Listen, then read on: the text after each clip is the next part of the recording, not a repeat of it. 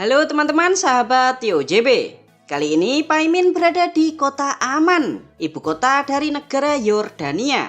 Kali ini kita akan membahas tentang negara ini ya teman-teman. Yordania merupakan negara yang mayoritas penduduknya adalah agama Islam. Namun yang miris, Yordania adalah kacung atau pendukung dari Amerika dan Israel. Benarkah demikian? Karena negara ini dipastikan bakalan memblokir serangan-serangan yang ditujukan kepada Israel. Terbukti teman-teman, saat Iran menyerang Israel menggunakan rudal jelajahnya, Yordania dengan sibuk menghancurkan rudal-rudal Iran yang masuk ke wilayahnya. Apa alasan Yordania melakukan ini? Tahukah kalian jika Presiden Prabowo adalah sahabat baik dari Raja Yordania saat ini?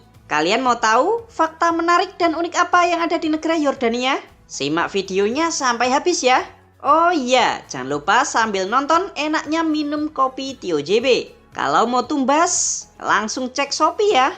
Yuk sini-sini, ikuti Paimin berpetualang ke negara Yordania. Yuhu.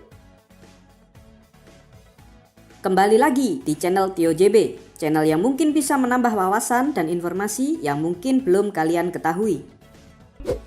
Negara Yordania merupakan salah satu negara yang memiliki peradaban kuno tertua di dunia. Dan diperkirakan orang-orang sudah tinggal di tempat ini sejak zaman Paleolitik, sekitar 20.000 tahun yang lalu.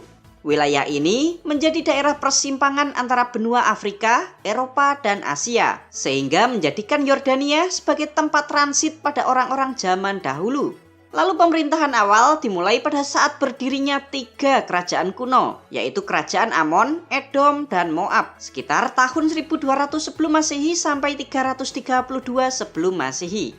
Pada saat itu, wilayah ini masih dinamakan sebagai Syam atau Levan, yang saat ini meliputi negara Yordania, Israel, Suriah, Palestina, Irak, dan Turki.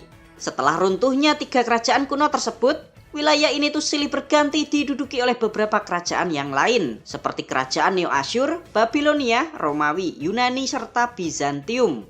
Lalu pada tahun 636, setelah kekalahan Bizantium melawan pasukan Muslim, wilayah ini tuh dikuasai oleh kekhalifahan Umayyah. Pada saat itulah agama Islam juga mulai masuk ke wilayah ini teman-teman. Selanjutnya wilayah ini kembali dikuasai oleh beberapa kerajaan yang lain, seperti kekhalifahan Abbasiyah, Fatimiyah, Yerusalem, Ayyubiyah, Mamluk, hingga Ottoman Turki.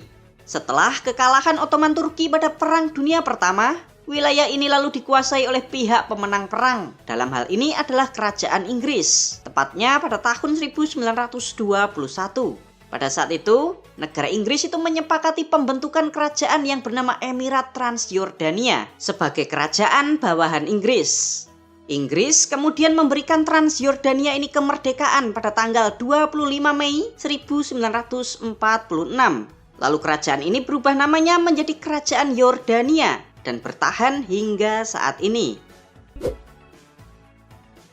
Berikut 11 fakta negara Yordania. Tapi sebelum kita mulai, jangan lupa untuk subscribe channel TOJB dan tekan tombol lonceng agar tidak ketinggalan info menarik lainnya dari TOJB.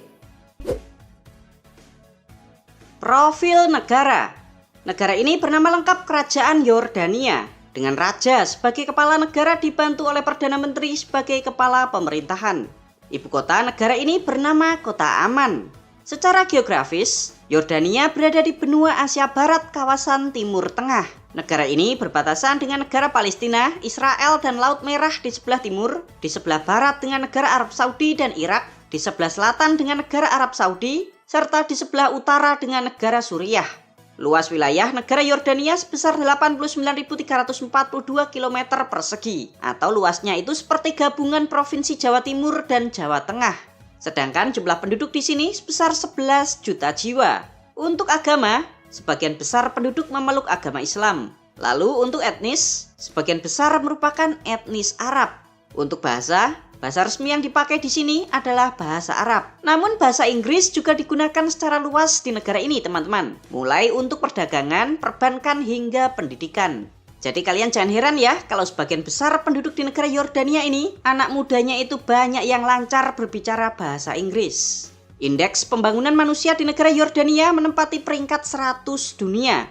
Negara ini merupakan negara yang berkembang dengan kelompok ekonomi berpenghasilan menengah ke bawah. Perekonomian negaranya bertumpu pada tambang fosfat, tambang kalium, industri bahan kimia dan farmasi, serta pariwisata. Dengan ekspor terbesarnya ke negara Amerika, India, dan Arab Saudi. Sedangkan mata uang yang dipakai di sini bernama dinar Yordania. Kurs 1 dinar setara dengan Rp22.963. Tahukah kalian jika mata uang dinar Yordania merupakan salah satu mata uang tertinggi keempat di dunia, teman-teman? Peringkat pertama ditempati oleh dinar Kuwait. 1 dinar setara dengan Rp53.215. Di peringkat 2 ada dinar Bahrain. 1 dinar setara dengan Rp43.181. Serta rial Oman. 1 rial setara dengan Rp42.343. Kehidupan di Yordania. Agama Islam aliran Sunni merupakan agama resmi di negara ini, teman-teman. Namun pemerintah Yordania juga menghormati pemeluk agama yang lain. Jadi, semua pemeluk agama di sini hidup secara berdampingan tanpa adanya diskriminasi. Sekarang kita lihat berapa sih jumlah orang miskin yang ada di negara Yordania. Menurut data dari BTI Transformation Index di tahun 2024, terdapat 24,1% orang miskin di negara ini. Sedangkan untuk gaji UMR, upah minimum pekerja di sini pada tahun 2025 sekitar 6,6 juta rupiah per bulan. Orangnya ramah-ramah. Negara Yordania adalah sebuah negara yang penduduknya itu sangat senang sekali mempersilahkan para tamu dan mereka juga sangatlah ramah, teman-teman.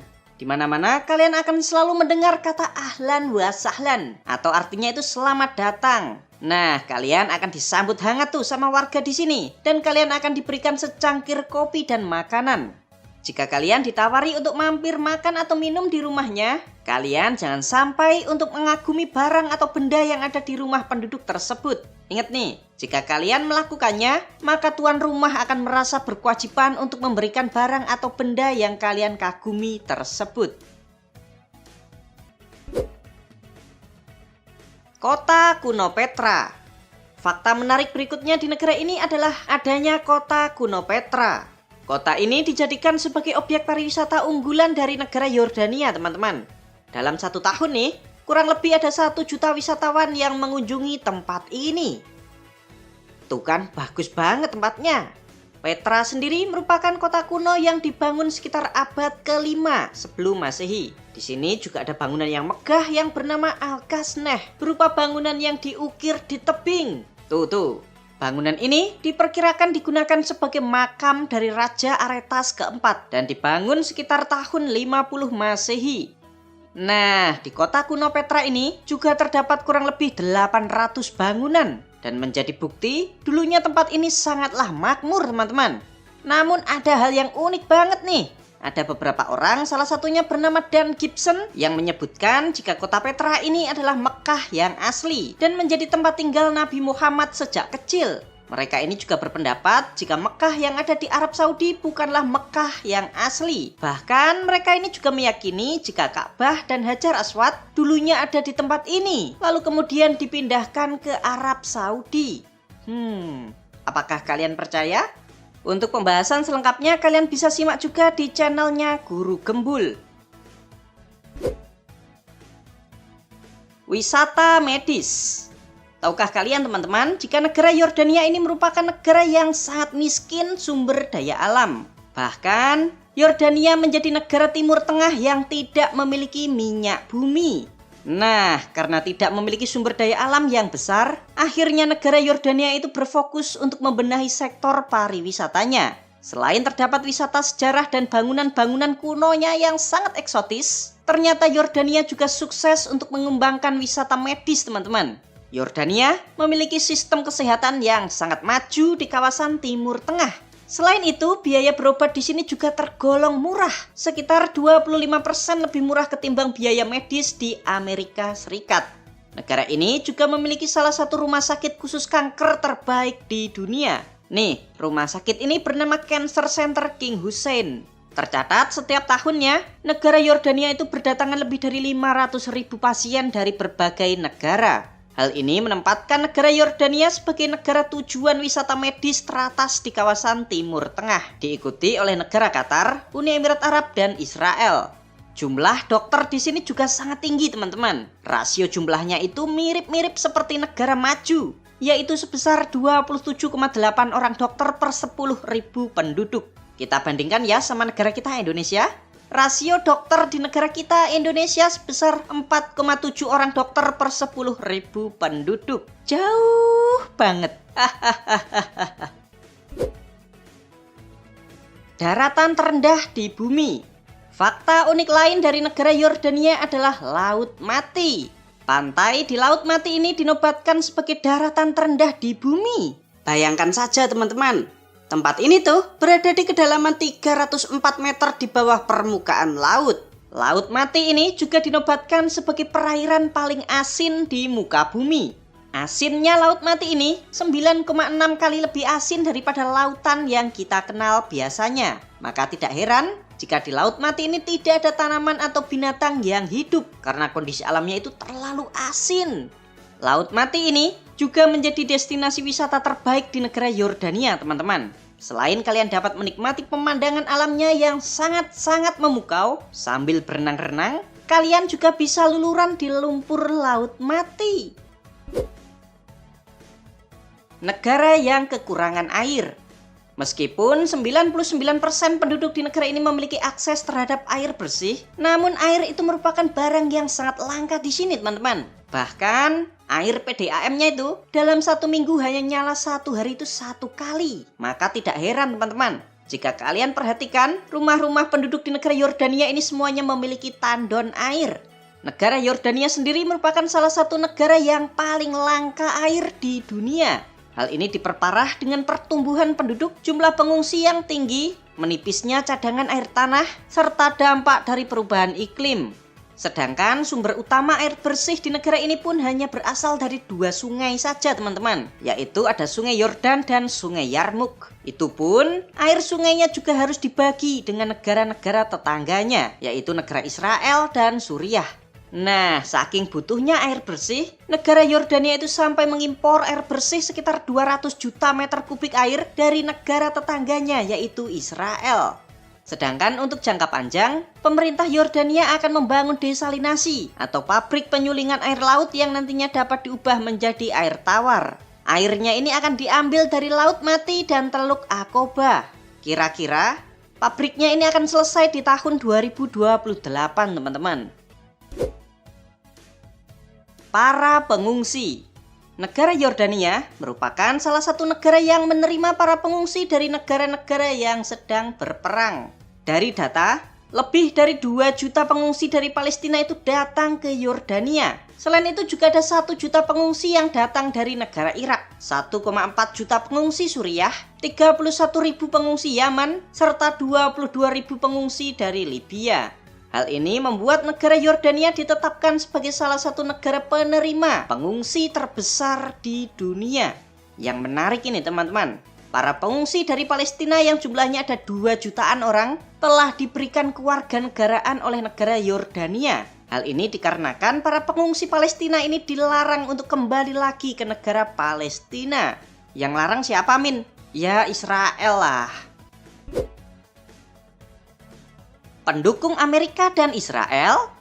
Sekarang kita akan membahas, benarkah negara Yordania menjadi negara yang tanda kutip kacungnya Amerika dan Israel? Buktinya Yordania itu selalu ikut menggagalkan serangan rudal Iran yang ditujukan ke Israel. Kok bisa ya? Yuk kita bahas, teman-teman. Kita mulai dari hubungan Yordania dengan negara Amerika dan Israel. Yordania dan Israel itu dulunya emang bermusuhan, teman-teman. Pada tahun 1948, Yordania mencaplok wilayah yang kini kita kenal sebagai tepi barat. Israel lalu merebut tepi barat di tahun 1967. Kedua negara ini akhirnya sepakat untuk berdamai di tahun 1994. Nah, dari sinilah kedua negara itu sepakat untuk saling bekerja sama, teman-teman. Salah satu bentuk kerjasama yang menguntungkan yaitu Yordania memperoleh akses air bersih yang diimpor dari Israel. Israel juga membantu negara Yordania untuk mengembangkan sains dan teknologinya, serta tak ketinggalan dunia kesehatannya. Turis-turis dari Israel juga menjadi salah satu devisa yang besar bagi perekonomian negara Yordania. Nah, karena Israel dan Amerika kan temenan tuh, besti-besti. Maka negara Yordania juga otomatis menjadi teman bagi kedua negara ini. Tercatat sekitar 20% produk ekspor dari negara Yordania dijualnya itu ke negara Amerika Serikat, teman-teman. Negara Amerika juga menjadi negara donatur untuk Yordania. Amerika setidaknya telah menghabiskan uang sekitar 123 triliun rupiah untuk diberikan secara cuma-cuma kepada Yordania. Belum lagi kerjasama di bidang pertahanan, pertanian, serta konstruksi. Yordania saat ini telah menjadi salah satu anggota sekutu resmi negara Amerika. Jadi itu ya teman-teman, alasan Yordania sangat dekat pakai banget dengan negara Amerika dan Israel. Sekarang kita lihat hubungan antara negara Yordania dengan Iran. Ternyata hubungan kedua negara ini sangat tidak harmonis. Keduanya itu jarang sekali mengadakan sebuah kerjasama. Apa alasannya? Padahal kan sama-sama negara Islam tuh. Oke, alasan yang pertama, karena secara historis, keduanya itu memang bermusuhan dalam hal akidah. Kita tahu bahwa Iran merupakan negara Islam Syiah, sedangkan Yordania merupakan negara Islam Sunni. Nah, antara Syiah dan Sunni dari sejak zaman dahulu kala sudah ribut teman-teman. Tuh yang pertama. Lalu alasan yang kedua, karena negara Yordania berteman dengan Amerika dan Israel. Yang itu artinya negara Yordania juga harus berhadapan dengan Iran. Lalu alasan yang ketiga, Yordania tidak mau harga dirinya itu diinjak-injak. Dengan menghalangi rudal-rudal Iran, Yordania itu nggak mau wilayah teritorialnya dilewati senjata tanpa izin. Sehingga untuk melindungi negara serta warganya, Yordania pun menghalangi rudal-rudal dari Iran. Jadi itu alasannya ya teman-teman. Bagaimana nih kalau menurut pendapat kalian? Wisata di Yordania. Kali ini ikuti Paimin yuk jalan-jalan keliling kota kuno Petra.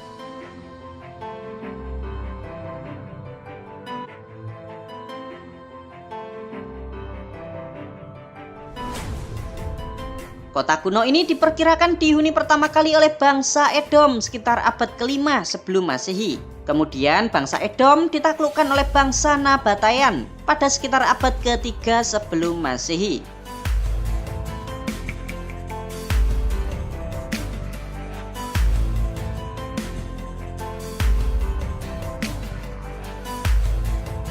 Kota ini nih, di zaman dahulu menjadi lokasi transit bagi para pedagang teman-teman. Sehingga kota ini di zaman dahulu itu sangat berkembang dengan pesat.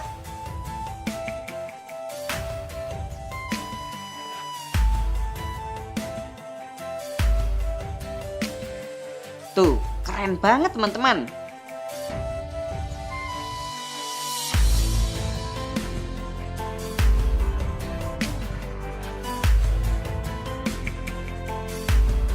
Selanjutnya kita akan berpindah menuju Wadi Rum.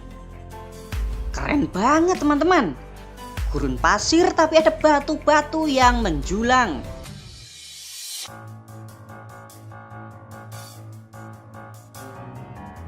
Di dinding-dinding batu juga terdapat banyak sekali lukisan purba teman-teman. Ini menunjukkan bahwa di zaman dahulu celah-celah batu ini telah dipakai oleh manusia sebagai tempat tinggal.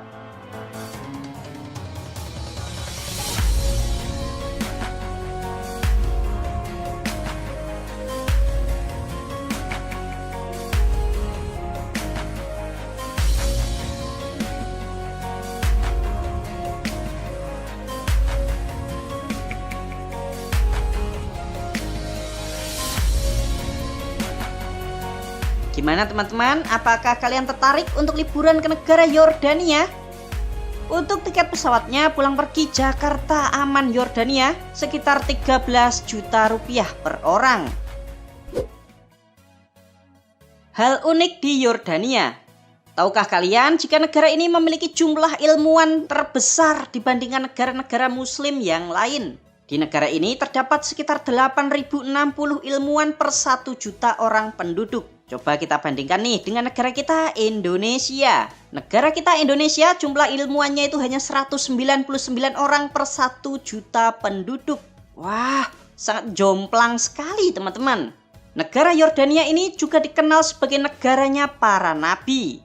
Hal ini dikarenakan wilayah ini pada zaman dahulu memang dikenal sebagai tempat tinggalnya para nabi.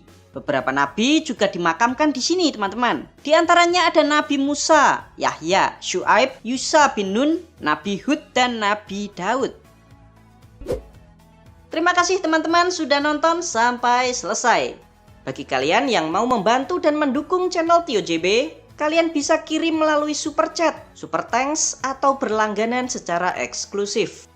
Jangan lupa ya untuk subscribe channel Tio JB dan tekan tombol loncengnya agar kalian tidak ketinggalan video-video menarik dari kita.